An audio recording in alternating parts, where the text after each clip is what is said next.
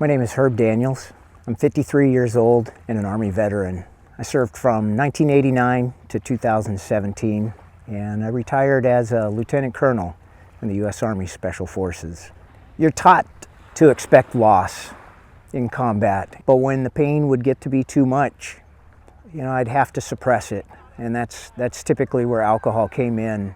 As the memories turned into nightmares, that's when I would use the alcohol more. I thought taking the uniform off and leaving the Army meant I would leave all that pain behind. Alcohol became a way of life for me. It's how I coped from day to day. And eventually I found myself in that spiral that I just couldn't get out of. I tried a lot of different medications. It was really just kind of numbing, and it turned into a greater struggle, and eventually I started to lose hope.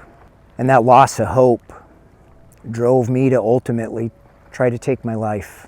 It was a surreal experience to wake up and realize I was still alive. And I remember the first thought in my mind was, how did I screw this up? And how am I going to get it right the next time? I did a lot of reaching out, looking around. One organization somehow kept popping up, Veterans Exploring Treatment Solutions. And this organization used psychedelics to help service members, especially those in special operations, heal from PTSD and TBI.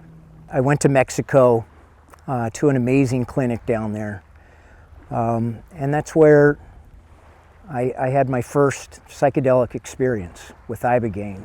I didn't know what it would feel like when I came out of it, but immediately there were positive things that I noticed. First of all, I slept for 8 hours uninterrupted every single night without a single nightmare.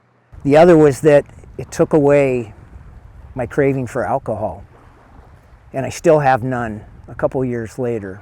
That experience actually allowed me to open back up, to feel the pain that was inside me, but also to find the courage to face it and to talk about it. I'm pretty certain that if I hadn't had that opportunity provided to me through vets, that I wouldn't be here today.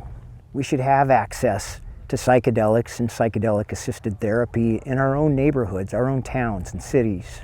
I think as we progress that mission and really see decriminalization actualized in our community, that's when I'll really be excited to celebrate. I'm really looking forward to that.